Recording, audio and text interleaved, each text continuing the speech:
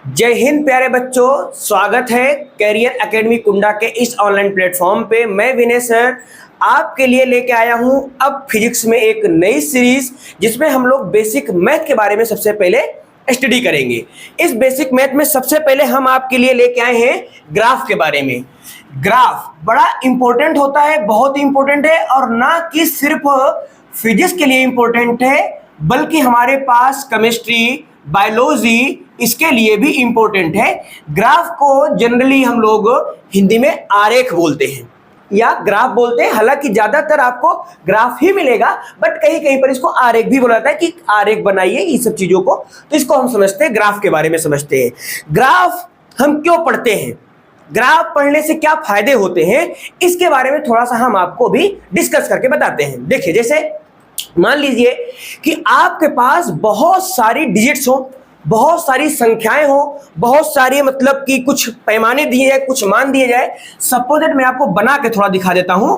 मान लीजिए ये हमारे पास एक टेबल है और इस टेबल में आपके पास बहुत सारी संख्याएं हैं। कुछ छोटी संख्याएं हैं, कुछ बड़ी संख्याएं हैं, बहुत सारी संख्याएं हैं। हमें क्या करना है, हमें यह बताना है। मैं आपके लिए एक सवाल दे रहा हूं कि जैसे बहुत सारी संख्याएं अगर मान लो हमने लिख रखी है और मैं आपसे ये बोलूं कि जरा हमें बताइए कि कौन सी संख्या बड़ी है और कौन संख्या छोटी है, तो आप क्या करेंगे, आप बहुत बारीकी से देखेंगे कि हाँ कौन संख्या बड़ी है, कौन कितने नंबर बड़ा है, कौन कितने अंक छोटा है, इस पे हम ध्यान देंगे। उसी चीज को हम क्या करें, आसान बनाने के लिए, उन्हीं चीजों को हम आसान बनाने के लिए ग्राफ का प्रयोग करते हैं। कहने का मतलब कि जो हमारे पास आंकड़े होते हैं, उन आंकड़ों को कुछ रेखाओं द्वारा जब हम समझते हैं, अध्ययन करते हैं, पढ़ते हैं, तो उसको कि भैया जी हम क्या बोलते हैं, ग्राफ बोलते हैं। जैसे कि अभी मैं आपको यहां बना के दिखाता हूं। सपोज दैट आप मान लीजिए यहां पे आपको बहुत सारी संख्याएं दी जाए और मैं आपसे सवाल करूं कि जरा बताइए इस आंकड़े में, इस टेबल में जो संख्याएं हैं वो कौन सी बड़ी और कौन सी छोटी हैं। तो आपको बहुत ध्यान से देखना पड़ेगा कि हाँ ये बड़ी है, ये छोटी है, सर यहाँ बड़ा हो रहा है, वहां छोटा हो रहा है। लेकिन अगर मैं अभी यहाँ पर देखिए, जैसे कि सपोज दैट मान लीजिए ये ऐसे मैं कुछ इस प्रकार का संरचना बना दूं, कुछ इस प्रकार का डायग्राम बना दूं, तो आप तुरंत समझ जाएंगे कि सर ये 1 2 3 4 बार बड़ा है और 1 2 3 4 5 बार छोटा है। अब देखिए इसी चीज को इसके द्वारा जब हम पढ़ते हैं, इसके हेल्प लेते हैं, तो इन्हीं चीजों को पढ़ना क्या हो जाता है, आसान हो जाता है। इसी प्रकार से फिजिक्स में हमारे पास होगा, हमको बहुत सारी संख्याएं दी जाएंगी, बहुत सारी डिजिट्स दी जाएंगी और उनके बेस पे हमें यह बताना पड़ेगा कि उनका मान कब मैक्सिमम हो रहा है, कब मिनिमम हो रहा है, और हम उन मानों को समझने के लिए ग्राफ का प्रयोग करेंगे। तो आप अब शायद समझ पा रहे होंगे कि ग्राफ कितना इंपॉर्टेंट है। जो मैं ग्राफ आपको पढ़ाने चल रहा हूं, ये ग्राफ बिल्कुल जीरो से है। जीरो का बोले तो निगेटिव से, मतलब अगर आपको कुछ भी नहीं आता होगा तो भी आपको सब कुछ समझ में आएगा। आप चाहे 9th क्लास में हो, चाहे 10th क्लास में हो, 11th में हो, 12th में हो, सारे क्लास के बच्चों के लिए ये इंपॉर्टेंट है। चलिए अब थोड़ा सा अपने मैटर को आगे बढ़ाते हैं। देखिए ग्राफ, अब ग्राफ तो इतना समझ लिया, ग्राफ क्यों पढ़ते हैं। अब अच्छा एक एग्जांपल और मैं आपको और देता हूं। जैसे कि आप लोगों ने देखा होगा एक रिपोर्ट होती है जिसको हम ईसीजी रिपोर्ट बोलते हैं, जो जनरली हमारे हार्ट की रिपोर्ट होती है। जब हम ईसीजी चेकअप करवाते हैं हॉस्पिटल में या किसी सेंटर पर जाकर के, तो वहां पे जो हमारे जो चेक करके हमको एक स्लिप देते हैं, उसमें अगर आप देखेंगे तो ऐसे लाइनिंग बहुत सारी बनी होती है। और जब हम डॉक्टर के पास जाते हैं तो डॉक्टर उसको देख के तुरंत एनालाइज कर लेता है कि हमारे हार्ट में क्या दिक्कत है, क्या प्रॉब्लम आ रही है।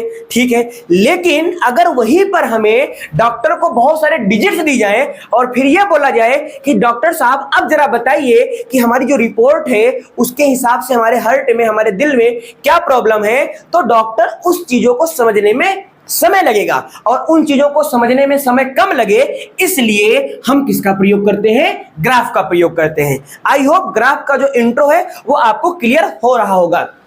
चलिए अब थोड़ा सा ग्राफ को हम प्लॉट कैसे करते हैं। ग्राफ में हमको कुछ राशियां दी जाएंगी, क्वांटिटीज दी जाएंगी, और हमें उन राशियों को, क्वांटिटीज को बखूबी समझना पड़ेगा। देखिए सबसे पहले ग्राफ को बनाने के लिए हम लोग एक्सिस का प्रयोग करते हैं। ये हम लोग एक्सिस का प्रयोग करते हैं बाबूजी। एक्सिस को बोलते हैं अक्ष। हिंदी में एक्सिस को क्या बोलते हैं, अक्ष बोलते हैं। इतना तो बेसिक आपको पता होगा ही कि जो इधर लिखा होता है, जो इधर बना होता है, इसको हम लोग बोलते हैं एक्स एक्सिस, और जो ऊपर लिखा हुआ होता है इसको बोलते हैं वाई एक्सिस। हिंदी में बात करें तो इसको बोलते हैं एक्स अक्ष और इसको बोलते हैं वाई अक्ष बोलते हैं। ठीक है, चलिए अब आगे बढ़ते हैं। अब जहां पर ये दोनों एक्सिस, जहां पर एक्स और वाई एक्सिस एक दूसरे को काट रहे हैं या एक दूसरे से मिल रहे हैं, उस वाले पॉइंट को बोलते हैं मूल बिंदु। क्या बोलते हैं, मूल बिंदु बोलते हैं। इंग्लिश में इसको बोला जाता है ओरिजिन पॉइंट। क्या बोलते भैया जी, ओरिजिन पॉइंट। ओरिजिन पॉइंट, मूल बिंदु, ऐसा बिंदु, ऐसी जगह जहां से किसी चीज की शुरुआत होती है, उसको हम लोग बोलते हैं मूल बिंदु बोलते हैं। और अभी जब मैं आपको आगे ग्राफ प्लॉट कराऊंगा इस सीरीज में, तो देखिएगा आप लोग, जो हमारा ग्राफ होगा वो यहीं से बढ़ना शुरू होगा, यहीं से हम उसको प्लॉट करेंगे, बनाएंगे। तो इसीलिए इसको क्या बोलते हैं, मूल बिंदु बोलते हैं। ठीक है, ये बेसिक सी बात है। अब जरा हम आपको थोड़ा सा सबसे छोटी क्लास में लेके चलते हैं। सबसे छोटी क्लास मतलब 9th में। अगर आप 10th में होंगे, 11th में होंगे, 12th में होंगे, अगर आप हमारी वीडियो को देख रहे होंगे तो आपने 9th पढ़ा होगा। यदि आप 9th में हैं तो भी आपने एक चैप्टर पढ़ा होगा 9th में, मोशन, जिसको हम हिंदी में बोलते हैं गति। वहां पर आपने देखा होगा, आपने वहां बहुत सारा ग्राफ बनाया होगा, जैसे कि दूरी समय ग्राफ हो गया, विस्थापन समय ग्राफ हो गया, मतलब डिस्टेंस टाइम ग्राफ हो गया, और डिस्प्लेसमेंट टाइम ग्राफ हो गया, वेलोसिटी टाइम ग्राफ हो गया। तो वहां पे हम लोग इन सब राशियों को जब लेते हैं तो आपने एक चीज को नोटिस किया होगा कि जब भी मैं इसी ग्राफ को आगे आपको बहुत अच्छे से बता रहा हूं कि जब भी हम दो एक्सिस लेते थे वहां पे, तो हम हमेशा इधर लेते थे टाइम को, इधर लेते थे टाइम को एक्स एक्सिस में, और वाई एक्सिस में जो भी अदर हमारे पास क्वांटिटी होती है, जैसे डिस्प्लेसमेंट हो गया, डिस्टेंस हो गया, वेलोसिटी हो गया, जो होता है हम लोग उसको लेते हैं। अच्छा, जरा यहां पे देखिए। अब यहां पे जो हमारे पास एक्स एक्सिस होता है भैया, इसमें हम क्या करते हैं, इसमें हम उस राशि को रखते हैं जो राशि स्वतंत्र होती है, मतलब कि इंडिपेंडेंट होती है। मतलब कि जैसे हमारे पास टाइम हो गया, समय हो गया। हम आपने ग्राफ, अगर आपको याद हो, आपने पढ़ा है तो आपने देखा होगा कि समय हमेशा एक्स एक्सिस में लिखा जाता है, क्योंकि एक्स एक्सिस में हम लोग लिखते हैं independent quantity, INDEPENDENT, independent quantity, independent quantity. और इधर क्या आता है, डिपेंडेंट क्वांटिटी आता है, डिपेंडेंट क्वांटिटी। ठीक है, डिपेंडेंट क्वांटिटी आता है। मतलब कि जो इधर आएगी वो कौन सी राशि होगी, वो स्वतंत्र राशि होगी, और जो इधर आएगी वो कौन होगी, निर्भर करेगी। जरा इसको अच्छे समझते हैं। देखिए, जैसे कि हमारे पास टाइम, टाइम कैसी राशि है, कैसी क्वांटिटी है, इंडिपेंडेंट क्वांटिटी है। क्या टाइम किसी के लिए रुकता है, क्या टाइम किसी के लिए फास्ट होता है, क्या टाइम किसी के लिए स्लो होता है, नहीं होता। इसका मतलब वो क्या, इंडिपेंडेंट है। क्या है, इंडिपेंडेंट है।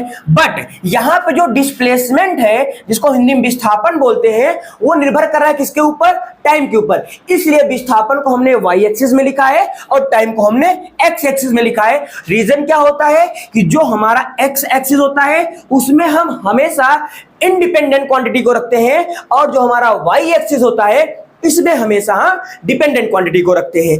अच्छा, एक ग्राफ मैं आपको और बना के दिखा देता हूं। जैसे कि आपने, ये हो गया हमारा डिस्प्लेसमेंट और टाइम का। आगे जैसे मान लीजिए हमारे पास वेलोसिटी हो जाए और क्या हो जाए, टाइम हो जाए। तो देखिए इसका ग्राफ कुछ इस प्रकार से बनता है। इधर चलता है टाइम, उधर क्या चलता है, वेलोसिटी। तो ये वेलोसिटी और टाइम का ग्राफ है। तो इस प्रकार से आप लोग अभी जब आगे आओगे तो आप लोग एक फॉर्मूला आपने और पढ़ा होगा मोमेंटम का। मोमेंटम बोले तो हिंदी में संवेग, P बराबर क्या होता है, mv, जहां पे P को बोलते हैं मोमेंटम और m क्या है, मास, और v क्या है, वेलोसिटी। जब कोई पिंड या कोई वस्तु गतिमान होता है ना, तो उसके अंदर संवेग होता है, और संवेग का मान कैसे निकालते हैं, उस वस्तु के द्रव्यमान और वेग का उसका जो वेलोसिटी होता है, जब उसको गुणा कर देते हैं, मल्टीप्लाई करते हैं, तो क्या निकल के आता है, संवेग निकल के आता है। अब यहां पे हम P और V के बीच में ग्राफ बनाएंगे, P और V के बीच में क्या बनाएंगे, ग्राफ बनाएंगे। अच्छा, तो अब हमको इसमें यही सीखना है कि किस एक्सिस में हम P रखेंगे और किस एक्सिस में हम V रखेंगे। भैया जी, जो मोमेंटम होता है, जो संवेग होता है ना, वो वेग पे निर्भर करता है, वेग पे निर्भर करता है। अगर वेग का मान ज्यादा तो मोमेंटम का मान ज्यादा, अगर वेलोसिटी का मान कम तो मोमेंटम का मान कम। तो इसका मतलब कि जो मोमेंटम p संवेग है वो वेलोसिटी b पे निर्भर कर रहा है, तो इसका मतलब p निर्भर कर रहा है, तो जो निर्भर करता है वो कहां आता है, y एक्सिस। इसका मतलब इधर क्या आ जाएगा, p आ जाएगा, और इधर क्या आ जाएगा, v आ जाएगा। तो ये हमारे पास ग्राफ होता है। एक और मैं आपको एग्जांपल देता हूं। सपोज दैट आपने, अगर आप भैया जी 11th में होंगे ना, तो आप एक फॉर्मूला पढ़े होंगे। 11th है तो किसी क्लास में होंगे, तो पढ़े होंगे। 9th 10th में नहीं होता जनरली। उसको बोलते हैं आइडियल गैस का फॉर्मूला। आइडियल गैस हिंदी में बोलते हैं आदर्श गैस। हिंदी में क्या बोलते हैं, आदर्श गैस बोलते हैं। जो आदर्श गैस होता है उसका फॉर्मूला होता है PV बराबर NRT। PV बराबर NRT। अगर यहां पे बात करूं मैं, तो जो P है वो क्या है, P को यहां पे बोलते हैं प्रेशर। क्या बोलते हैं, प्रेशर बोलते हैं, मतलब कि दाब, हिंदी में दाब बोल देंगे। और जो यहाँ पे T है ये क्या है हमारे पास, ये है टेम्परेचर। टेम्परेचर मतलब तापमान, कि जो हमारा प्रेशर है और जो हमारा टेम्परेचर है वे एक दूसरे पे किस प्रकार से डिपेंड करते हैं। देखो भैया जी, अगर आप एग्जांपल दूं मैं, अगर तो आप समझ पाते होंगे। जैसे मान लीजिए कुकर में जब हम लोग कुकर को जब हम स्टोव पे या गैस के ऊपर जब चढ़ाते हैं और गैस को जब चालू कर देते हैं, जब फ्लेम उसमें जलना शुरू हो जाता है, तो उसका क्या बढ़ता है, टेम्परेचर। क्या बढ़ता है, टेम्परेचर। और उस टेम्परेचर के बढ़ने के कारण क्या बढ़ता है, उसका प्रेशर बढ़ता है। इसका मतलब कि जो हमारा प्रेशर है वो डिपेंड कर रहा है किस पे, टेम्परेचर पे। अच्छा, अगर मैं उसका प्रेशर बढ़ाऊं तो क्या टेम्परेचर बढ़ जाएगा, बिल्कुल नहीं बढ़ेगा। इसलिए क्यों, क्योंकि जो टेम्परेचर है यहाँ पे वो क्या है, वो इंडिपेंडेंट है, और जो प्रेशर है वो क्या है, डिपेंडेंट है। मतलब कि जो टेम्परेचर वो स्वतंत्र है और जो हमारा प्रेशर है वो स्वतंत्र नहीं है, वो निर्भर कर रहा है किस पे, टेम्परेचर पे। तो इसका मतलब y एक्सिस में क्या आएगा, P आएगा, और x एक्सिस में क्या आएगा, T आएगा। आई होप आप इतनी बात को हमारी समझ चुके होंगे। चलिए अब हम आगे बढ़ते हैं। अच्छा देखिए भैया जी, मैं बेशक पढ़ा आपको व्हाइट बोर्ड पे ही रहा हूं, बट जितना भी पढ़ा रहा हूं, जितना भी टॉपिक, जितना भी सिलेबस आपको पढ़ाऊंगा, उन सभी टॉपिक सिलेबस की पूरी notes, hand written digital notes आपको मिल जाएगी कैरियर एकेडमी कुंडा के टेलीग्राम चैनल पर। तो आपके डिस्क्रिप्शन में उसका मैं लिंक डाल दूंगा, आप वहां से जाके उसको आप डाउनलोड कर सकते हैं। चलिए आगे बढ़ते हैं। अभी मैं इसको इरेज कर देता हूं। तो ये हमारे पास हो गया। अब क्या हम देखेंगे आगे भी मैं आपको एक चीज और बताने वाला हूं। तो सबसे पहले एक सेकंड में मैं रिवीजन कर देता हूं, क्या कि जो हमारे पास इंडिपेंडेंट क्वांटिटी होती है उसको हम लोग किस एक्सिस में रखते हैं, उसको हम लोग रखते हैं एक्स एक्सिस में, और जो हमारे पास डिपेंडेंट क्वांटिटी होती है उसको हम लोग कहां रखते हैं, वाई एक्सिस में रखते हैं। जैसे कि पीवी बराबर एनआरटी, डिस्प्लेसमेंट टाइम ग्राफ, है ना, वेलोसिटी टाइम ग्राफ। तो ये सब ग्राफ में हमने इन चीजों को देख लिया। चलिए अब हम आगे बढ़ते हैं थोड़ा से। तो आगे अब हम देखेंगे थोड़ा से। अब हमारे पास यहाँ पे एक वर्ड आएगा जिसका नाम क्या होता है, ढाल। जिसका नाम क्या होगा, ढाल होगा, जिसको हम बोलते हैं स्लोप। अलग अलग हिंदी माध्यम में इसको ढाल बोला जाता है। हिंदी माध्यम में क्या बोलते हैं, ढाल बोलते हैं, और इंग्लिश मीडियम में क्या बोलते हैं, स्लोप बोलते हैं। कई कई बुकों में ग्रेडियंट भी लिखा होता है, तो वो भी देखेंगे। इसको लिखते किससे हैं, एम से लिखते हैं, और इस मान को निकालने के लिए हम लोग tan थीटा का प्रयोग करते हैं। तो हमने यहाँ पे क्या लिख दिया, tan थीटा लिख दिया। और tan थीटा का पूरा नाम क्या होता है, टेंजेंट होता है। क्या होता है, टेंजेंट होता है। इसको हिंदी में बोलते हैं स्पर्शजा। क्या बोलते हैं, स्पर्शजा या स्पर्शजा ही बोल देते हैं। स्पर्शजा हो गया। स्पर्शजा का मतलब क्या होता है, स्पर्श रेखा होता है। क्या होता है, स्पर्श रेखा होता है। तो इसको हम लोग स्पर्श रेखा बोलते हैं, और इसी को हम बोलते हैं दिशा। क्या बोलते हैं, दिशा। कहने क्या मतलब है कि जब हम फिजिक्स में हमको दिशा निकालना पड़ेगा, बहुत बड़ी बात बता रहा हूं मैं आपको, जो गौर करिएगा यहाँ पे। जब फिजिक्स में हमको दिशा निकालना पड़ेगा तो इस दिशा को निकालने के लिए हमको सिर्फ दो चीजें निकालनी होंगी, या दो में से कोई एक चीज निकालनी होगी। या तो हम उसका क्या खींच दें, स्पर्श रेखा। क्या खींच दें, स्पर्श रेखा। या क्या निकाल दें, उसका tan थीटा निकाल दें दिशा निकालने के लिए। तो यहाँ पे जो ढाल आएगा, जो स्लोप आएगा, उसको हम लिखते हैं एम से। किससे लिखते हैं, एम से लिखते हैं। और जो एम होगा वो किसके बराबर होगा, tan थीटा के। कहने का मतलब जो ये में वो कुछ नहीं, वो क्या tan थीटा है। tan थीटा का पूरा नाम क्या होता है, टेंजेंट होता है। क्या होता है भैया? टेंजेंट होता है। और टेंजेंट को हिंदी में क्या बोलते हैं? स्पर्शज्या बोलते हैं। और इसी को अन्य शब्दों में क्या बोलते हैं? स्पर्श रेखा बोलते हैं। और स्पर्श रेखा का मतलब क्या होगा? दिशा। तो कहने का मतलब कि फिजिक्स में आपको जब भी दिशा निकालना पड़ेगा तो हम क्या खींचेंगे? स्पर्श रेखा खींचेंगे, या हम क्या निकाल दें? उसका tan थीटा निकाल देंगे। तो जो अब आगे हमारे पास छोटा सा टॉपिक आने वाला है वो ढाल के लिए आने वाला है, tan थीटा के लिए आने वाला है। लेकिन इसके पहले हमें इस tan थीटा का जितनी भी वैल्यू होती है वो पता होनी चाहिए। तो आपको शायद हो सकता है tan थीटा की वैल्यू ना पता हो। tan थीटा की मतलब कि एंगल टाइप में, कि मतलब 0 डिग्री, 30, 45, 60, 90, 120, 135, 150, 180 पे इसका मान कितना होता है, हम इसके बारे में देखते हैं। देखिए, सबसे पहले मैं आपके लिए यहाँ पे चार्ट ड्रॉ कर रहा हूं। ये चार्ट में आप देखिएगा, ध्यान से हमारी बातों को सुनते चलिएगा, कोई दिक्कत आने वाली आपको नहीं है, सब कुछ आपका क्लियर हो जाएगा। नोट्स आपको टेलीग्राम चैनल पे मिल ही जाएगी, डिजिटल नोट्स मिलेगी, बिल्कुल हैंड रिटेन मेरे द्वारा लिखी गई। जितना मैं यहाँ पे लिख रहा हूँ ना, डिट्टो नोट्स मिलेगी। मैंने खुद नोट्स को बनाया अपने हाथों से, मेहनत से, वो आपको फ्री वहां पे अवेलेबल है। चलिए, यहाँ पे मैंने क्या लिख दिया? थीटा लिख दिया। और यहाँ पे मैंने क्या लिख दिया? tan लिख दिया, tan थीटा लिख दिया। ये हमारे पास पहला पॉइंट, जिसमें हमारे पास आ जाएगा 0 डिग्री। उसके बाद ये हमारे पास 30 डिग्री। उसके बाद यहाँ पे 45 डिग्री। उसके बाद 60 डिग्री। उसके बाद 90। उसके बाद 120। उसके बाद 135 डिग्री। और उसके बाद 150। और इसके बाद 180 डिग्री। तो इतने हमारे पास एंगल आने वाले हैं। आज मैं आपको जो यहाँ पे कंसेप्ट बताने वाला हूं, जो नियम बताने वाला हूं, विश्वास मानिएगा, इसके बाद आप आज के बाद tan का मान 0 से लेकर के 180 तक कभी नहीं भूलेंगे। चलिए शुरुआत करते हैं। अच्छा, इतना तो आपको पता ही होगा कि tan थीटा बराबर क्या होता है? sin theta upon cos theta. तो हम वहां भी से इसका मान निकाल सकते हैं, अगर आपको नहीं याद है तब। बट अभी मैं आपको बताऊंगा, आपको याद हो जाएगा सब। देखिएगा ध्यान से, जैसे कि हमारे पास आ गया tan theta. tan theta 0 degree, तो tan 0 डिग्री का मान कितना होता है भैया जी? 0 होता है। tan 30 का मान कितना होता है? 1/√3। बस आपको इतना मान याद रखना है, बाकी सब याद हो जाएगा। देखिए, tan 30 का मान 1/√3, और जब tan 45 में जाओगे आप लोग, तो जो बटे के ऊपर लिखा है मतलब 1, तो यहाँ पे क्या आ जाएगा? 1 आ जाएगा। और tan 60 में जाओगे तो जो बटे के नीचे लिखा हुआ है 30 में, मतलब कि √3, तो यहाँ पे क्या आ जाएगा? √3 आ जाएगा। tan 90 का मान कितना होता है? इनफाइनाइट होता है। कितना होता है? इनफाइनाइट होता है। अच्छा, यहां तक तो जनरली आपको याद भी रहता है। अब उसके आगे का कैसे करेंगे सर, उसको बताइए भैया जी। तो उसको आगे करने के लिए बहुत बेसिक सा कंसेप्ट है, उसको देखते हैं। हम क्या करेंगे? इस 90 डिग्री के ऊपर हम लगा देंगे एक मिरर। क्या लगा देंगे? मिरर। मिरर का मतलब एक दर्पण का प्रयोग करेंगे। अब अगर आप दर्पण नहीं जानते होंगे, अगर आप 9th क्लास में होंगे तो जनरली आप शायद दर्पण का नाम पहली बार सुन रहे होंगे। तो दर्पण का मतलब क्या होता है भैया? शीशा। शीशा मतलब जो हम लोग अपने घरों में देखते हैं ना, अपने फेस को देखने के प्रयोग करते हैं, उसको शीशा बोलते हैं, दर्पण बोलते हैं। अब यहाँ पे मिरर लगा दिया। अब मिरर लगाऊंगा तो क्या होगा?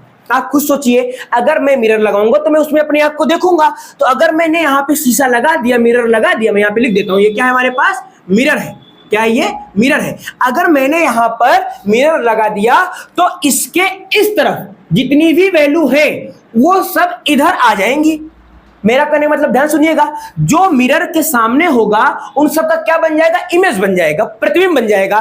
तो इमेज बनेगा कैसे? 90 को आप छोड़ दीजिएगा, 90 को आप छोड़ दीजिए, तो इमेज कहां से बनेगा? 60 डिग्री से। तो 60 डिग्री का मान कितना? √3। तो 120 का मान कितना हो जाएगा? √3 हो जाएगा। और उसके बाद 135, तो tan 135 का मान कितना होगा? जितना tan 45 का होगा। अब ऐसे चलेंगे, √3, फिर कितना आ जाएगा?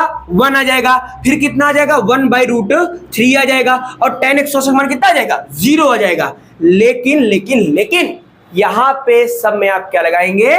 माइनस लगाएंगे। क्या लगाएंगे? माइनस लगाएंगे।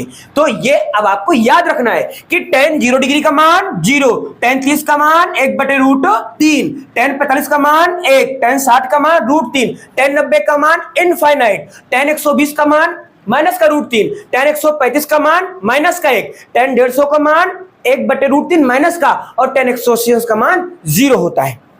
ठीक है, चलिए अब एक बात थोड़ा सा मैं यहाँ पे आपको डिस्कस करता हूं। देखिए, अगर आप फील कर पा रहे होंगे तो मैंने यहाँ पे शुरुआत किससे की थी? 0 डिग्री से। तो ये हमने 0 डिग्री से किया। 0 के बाद मैं गया कहां पे, 90 पे, तो यहां पे मैं आ गया, ये हो गया हमारे पास 90 डिग्री हो गया। और 90 के बाद फिर मैं कहां पे गया, 180 पे गया। देखिए मैं कुछ बता रहा हूं आपको, एकदम याद रहेगा। तो मैं पहले कहां गया, 0 से 90, तो मैंने यहां पे एक ऐसा एरो बना दिया। और फिर मैं 90 से कहां पे गया, 180, तो मैंने ऐसे एरो बना दिया। अब देखिए यहां पे हो क्या रहा है, अब जरा ध्यान देखिएगा। यहां पे tan 0 का मान कितना है, 0, tan 30 का मान 1/√3, tan 45 का मान 1, tan 60 का मान √3 और tan 90 का मान इनफाइनाइट। इसका मतलब कि जब मैं 0 से 90 की ओर बढ़ रहा हूं, जब मैं 0 से 90 की ओर जा रहा हूं, तो क्या हो रहा है, tan का मान बढ़ रहा है, tan का मान बढ़ रहा है। इसका मतलब कि वैल्यू जो हमारी है वो क्या हो रही है, इंक्रीज हो रही है। क्या हो रही है, इंक्रीज हो रही है। तो जब इंक्रीज हो जाएगी तो ये क्या हो गए, हमारे पास हैप्पी हो गए, खुश हो गए भाई साहब। ठीक है, अब आगे बढ़ते हैं। लेकिन जब मैं 90 के बाद 120, 135, 150, 180 पे जाऊंगा तो वैल्यू क्या हो रही है, डिक्रीज हो रही है। कैसे डिक्रीज हो रही है, क्योंकि सबके आगे क्या लगा हुआ है, माइनस। तो यहां पे ये क्या हो रहा है, डिक्रीज हो रहा है। क्या हो रहा है, डिक्रीज हो रहा है, मतलब कि मान घट रहा है। मान क्या हो रहा है, घट रहा है। जब मान घटेगा तो ये क्या हो जाएंगे भाई साहब, सैड हो जाएंगे। तो इसका मतलब कि जब 0 से मैं 90 की तरफ जाऊंगा तो हैप्पी, और जब मैं 90 से उसके आगे 180 की तरफ जाऊंगा तो सैड हो जाएगा। इस हैप्पी और सैड को याद रखिएगा। अभी मैं जब आपको आगे पढ़ाऊंगा ना पैराबोला, तो वहां पे एक हैप्पी पैराबोला बनेगा और एक सैड पैराबोला बनेगा। तो जो हैप्पी बनेगा उसका मान इंक्रीज होगा और जो सैड बनेगा उसका मान डिक्रीज होगा। तो इसलिए हमने आपको यहां पर उन चीजों को ऐसे बस थोड़ा सा फील दिया है। तो ये है हमारे पास tan थीटा के बारे में। अब हम आगे बढ़ते हैं इसमें थोड़ा से, आपको यहां पे कोई डाउट नहीं होगा। मैं इसको एक बार और रिवीजन कर देता हूं। जो ढाल होता है बाबूजी उसको हम लोग स्लोप से बोलते हैं इंग्लिश में, और स्लोप को हम लोग लिखते हैं m से, और m बराबर tan थीटा। tan थीटा का पूरा नाम होता है टेंजेंट, जिसको हिंदी में बोलते हैं स्पर्शज्या, स्पर्शज्या। और स्पर्शज्या को आगे क्या बोलते हैं, स्पर्श रेखा बोलते हैं। और स्पर्श रेखा को ही क्या बोलेंगे, दिशा बोलेंगे। याद रखिएगा हमारी बात को। पूरी फिजिक्स में जब भी हमको डायरेक्शन चाहिए, जब भी हमको दिशा चाहिए, तो हम क्या करेंगे, वहां पे दो चीजों का मान निकाल सकते हैं, या तो स्पर्श रेखा निकाल देंगे या तो tan थीटा निकाल देंगे। बस अगर आप स्पर्श रेखा निकाल दोगे तो भी उसकी दिशा आ जाएगी, और अगर आप tan थीटा निकाल दोगे तो भी उसकी दिशा आ जाएगी। चलिए आगे बढ़ते हैं। तो अच्छा एक एग्जांपल देता हूं। देखिए जैसे मान लीजिए ये हमारे पास क्या, एक सर्कल है। क्या, एक सर्कल है, एक वृत्त है हमारे पास, और इस वृत्त पे इस तरीके से कोई कण क्या कर रहा है, मोशन कर रहा है, गतिमान है। अच्छा, जब ये कण यहां पर पहुंचा, यहां पर पहुंचा, यहां पर पहुंचा, यहां पर पहुंचा, तो इन कणों का हमको क्या बोला गया कि इनका वेग कितना है। वेग उसने बता दिया कि हर बिंदु पर इसके जो वेलोसिटी वो कितनी है, 15 मीटर बटे सेकेंड। 15 मीटर बटे सेकेंड। वो बोल रहा है कि जो मैंने ये एरो बना रखा है, जरा यहां पे आप उनकी दिशा बताइए। तो हम क्या करेंगे, अभी मैंने आपको क्या बताया कि दिशा बताने के लिए हम क्या खींच सकते हैं, स्पर्श रेखा खींच सकते हैं। स्पर्श रेखा क्या होता है, जब किसी पार्टिकुलर किसी बिंदु पर उस बिंदु को छूती हुई हम एक रेखा खींचते हैं, उस बिंदु को छूती हुई एक रेखा खींचते हैं, तो उसी रेखा को क्या बोलते हैं, स्पर्श रेखा बोलते हैं। जैसे यहाँ पे तो इस बिंदु को छूते हुए मैंने एक रेखा इधर खींच दी, इस बिंदु को छूते हुए इधर खींच दिया, इस बिंदु को छूते हुए इधर, और इस पॉइंट को छूते हुए इधर। अच्छा, अगर आप देखेंगे तो इसके 4 पॉइंट बने हैं, और चारों पॉइंटों पे जो डायरेक्शन आ रही है, जो दिशा आ रही है, वो क्या है, अलग अलग है। वो सब बाद में पढ़ेंगे। लेकिन यहां पे हमने क्या देखा कि डायरेक्शन निकालने का, दिशा निकालने का जो मेन फंडा है वो कौन है, स्पर्श रेखा है।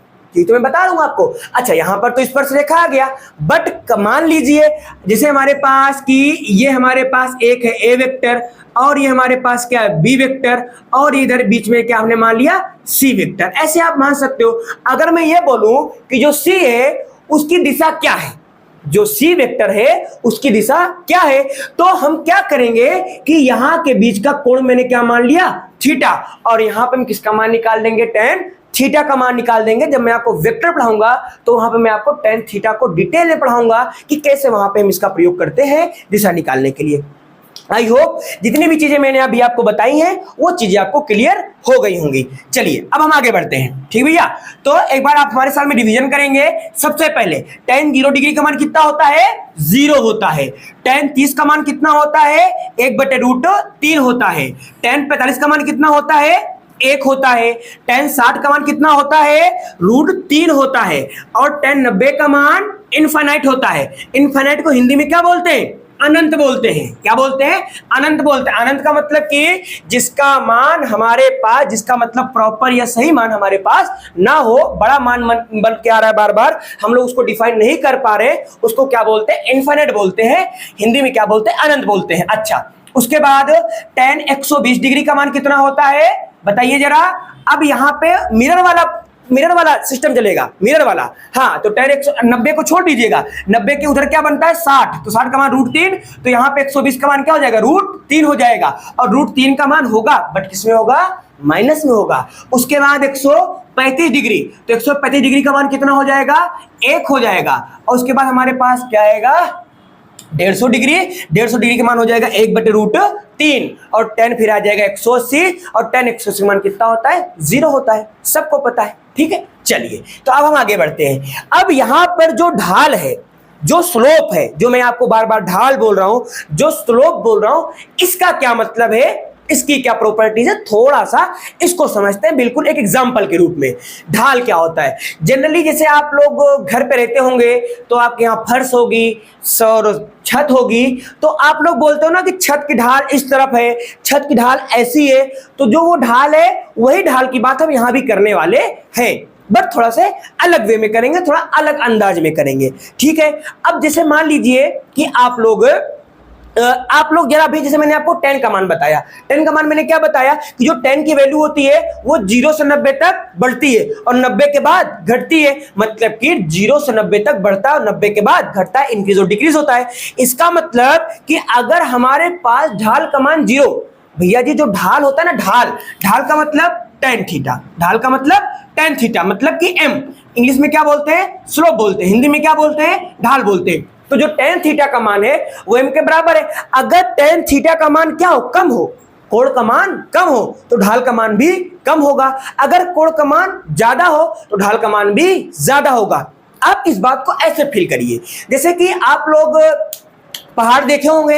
जैसे कि अगर मान लीजिए आपको पहाड़ पर चढ़ना हो और आपको अपने घर पर सीढ़ी के द्वारा छत पे चढ़ना हो, तो आपको किसमें दिक्कत आएगी, आपको पहाड़ पे चढ़ने में ज्यादा दिक्कत आएगी, और घर की सीढ़ी में चलने में कोई दिक्कत नहीं आएगी। देखिए हम लोग दौड़ के भी चढ़ जाते हैं ऐसे बिल्कुल फटाक से। तो क्या होता है उसमें, रीजन क्या है, रीजन क्या है, एंगल, रीजन क्या है, tan थीटा, रीजन क्या है, ढाल। क्या ढाल का क्या मतलब सर, ढाल का मतलब हुआ कि जो हमारा घर की छत है उस पे जाने के लिए जो हमारे पास सीढ़ी बनी हुई है उसकी ढाल क्या है, कम है, उसकी ढाल क्या है, कम है। लेकिन जो पहाड़ होते हैं उनकी ढाल क्या है, ज्यादा है। तो जो जिनका ढाल ज्यादा होगा, जिनका स्लोप ज्यादा होगा, वहां पर चढ़ने के लिए हमको ज्यादा ऊर्जा लगानी पड़ेगी, ज्यादा बल लगाना पड़ेगा, और जिनकी ढाल कम होगी वहां पे हमको कम ऊर्जा लगानी पड़ेगी, वहां पे हमको कम बल लगाना पड़ेगा। तो जब हम आपको चैप्टर पढ़ेंगे हम लोग, तो वहां पे इस टाइप के प्रश्न बनते हैं कि जरा बताइए कि हमारे पास 2 सतह हैं, मान लीजिए ऊर्ध्वाधर है, वर्टिकल है, खड़ी सतह है, और एक का मान लीजिए ढाल कम है और एक का ढाल क्या है, ज्यादा। और अगर आपसे बोले कि इन दोनों वर्टिकल सरफेस पे चढ़ने के लिए व्यक्ति को किस सरफेस पे ज्यादा फोर्स लगाना पड़ेगा, ज्यादा एनर्जी लगानी पड़ेगी, ज्यादा वर्क करना पड़ेगा, तो बिल्कुल सिंपल सा जवाब होगा, जिसका हम लोग स्लोप निकाल देंगे दोनों का, जिसका स्लोप का मान ज्यादा आएगा वहां पर उसका क्या होगा, वहां पे बल ज्यादा लगेगा, फोर्स ज्यादा लगेगा, एनर्जी ज्यादा लगेगी, वर्क ज्यादा करना पड़ेगा। और जिसकी स्लोप कम होगी वहां पे हमारे पास फोर्स, एनर्जी और वर्क सब कम हो जाएगा। तो इस प्रकार की चीजें हैं। चलिए आज इस लेक्चर को मैं यहीं पे समाप्त करता हूं। आगे हम आपको और इसके बारे में बताएंगे और फिर हम शुरुआत कर देंगे वहां पे स्ट्रेट लाइन के ग्राफ के बारे में। एक सरल रेखा ग्राफ क्या होता है, उसकी स्लोप क्या होती है, उसका इक्वेशन से होता है y बराबर mx प्लस c, तो उसको हम कैसे समझते हैं, कैसे कंपेयर करते हैं। समीकरण दिया जाएगा हमको, उस समीकरण से हमको रेखा बनानी पड़ेगी, स्ट्रेट लाइन बनानी पड़ेगी, स्ट्रेट लाइन दी जाएगी, उस स्ट्रेट लाइन की वजह से हमें इक्वेशन बनाना पड़ेगा। तो आगे वाले लेक्चर्स में हम इनको देखेंगे। हम आप लोगों को ये जानकारी देना चाहते हैं कि इस करियर एकेडमी कुंडा के ऑनलाइन प्लेटफॉर्म पे आप सभी बच्चों को फिजिक्स में जितना भी टॉपिक मैं आपको पढ़ाऊंगा उन सभी टॉपिक्स की digital notes, hand written digital notes बिल्कुल फ्री आपको कैरियर एकेडमी कुंडा के टेलीग्राम चैनल पर अवेलेबल हो जाएगी। जैसे मैं वीडियो अपलोड करूंगा आपको वीडियो मिलेगा, आपको एक लिंक दिया जाएगा, आप उस लिंक के थ्रू आप टेलीग्राम चैनल पे जाएंगे, उसे आप ज्वाइन कर लीजिएगा और वहां पे आपको सारी नोट्स मिल जाएंगी। ठीक है भैया, तो इसमें और कोई दिक्कत आने वाली नहीं है। तो आप लोग सभी लोग चैनल को सब्सक्राइब करिएगा और अपने दोस्तों को भी शेयर करिएगा। देखिए, हम सिर्फ आपसे सब्सक्राइब नहीं करवा रहे बल्कि हम आपको एक बेहतरीन कंटेंट दे रहे हैं और इस सब्सक्राइब करने से, आपके प्यारा कमेंट करने से हम टीचर से मोटिवेशन आता है कि हाँ, हम इतनी मेहनत करके अगर आपको पढ़ा रहे हैं इतनी गर्मी में पंखा बंद करके, तो भी आप चीजों को कैसे समझ पाते हैं। जब आप कमेंट करते हैं, रिप्लाई करते हैं, तो फिर ये सब चीजें साइड हो जाती है और उससे जो मोटिवेशन मिलता है, अगली वीडियो बनाने का जो एनर्जी आती है अगली वीडियो में, वो आपको खुद ही दिखता है। चलिए, तो फिर हम आप सभी को अगले वीडियो मिलते हैं, अगले लेक्चर मिलते हैं। तब तक के लिए आप सभी बच्चों को जय हिंद।